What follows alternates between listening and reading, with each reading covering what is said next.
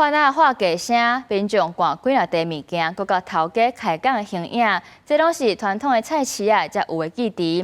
不过，即马社会形态改变，会去市场的人是愈来愈少。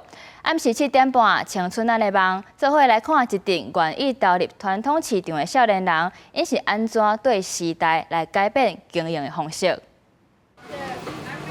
你最近敢有去踅菜市啊？买菜送葱啊，甲猪肉店开讲。这是传统菜市仔的日常，不过即马超市、大卖场甲电商愈来愈普遍，民众买物件的惯势嘛，得咧改变。传统市场嘛，袂临反啊退休，无新的人入来顶顶的挑战。为着要活化台湾这项街区的特色，经济部这几年有推动传统市场改善的辅导，鼓励反啊转型，甲第二代来接班。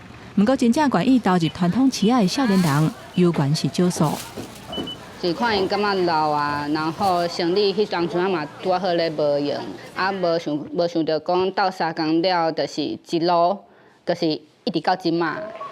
面对社会市场的改变，少年人嘛开始调整经营的方式，有人经营社群媒体，有人增加商品的项目，嘛有人建立配送服务，透过多元经营，应用时代变迁带来的挑战。不过传统市场面对面互动、甲即时服务的特色，有关是吸引消费者真重要的优势。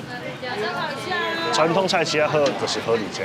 我感觉面对面甲你安尼开讲，较有温度啦。这阮是有发现讲，来市仔的人开始有较少啊，但是餐厅嘛是一直咧开，所以阮即摆的比例差不多是餐厅占8成，来门市的散客占2成。要来做市场的工课，条件是无悬，不过收入会受到天气、景气甲市场变化影响，所以若要做久长并无简单。要安怎对时代改变，应用数位科技甲消费形态快速变迁，开拓新的客源，让传统市场继续有竞争力，这有关是未来重要的课题。记者吴天虎、林建如综合报道。